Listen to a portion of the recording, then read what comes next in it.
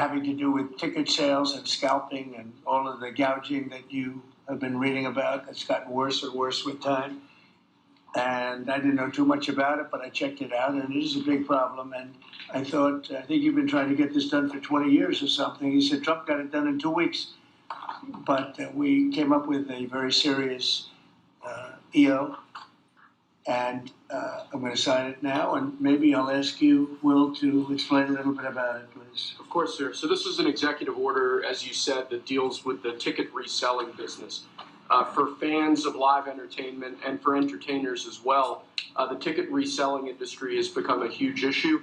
These people use bots and computer algorithms to buy up huge blocks of tickets and then jack up the price so that fans of live entertainers like Mr. Ritchie, I almost called him Mr. Rock, don't have access to concerts the way that they should.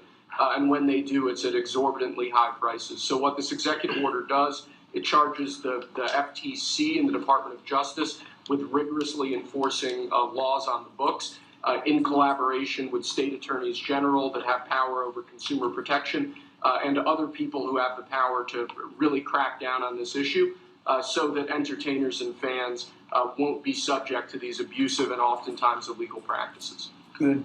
Thank you very much. Bob, do you want to say something? Yeah, anybody it doesn't matter your politics.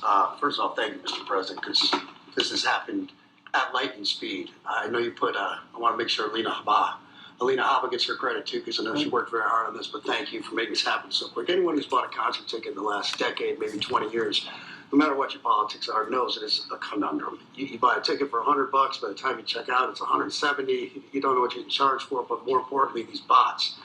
You know, they come in to get all the good tickets to your favorite shows you want to go to, and then they're relisted immediately for sometimes a 400% or 500% markup. And the artists don't see any of that money. And, you know, ultimately, I think this is a great first step.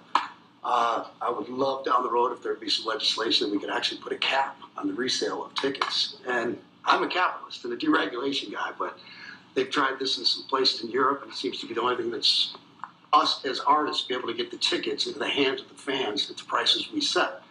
I'll be the first one to say, and I know the president doesn't like when I say this, but I'm a little overpaid right now.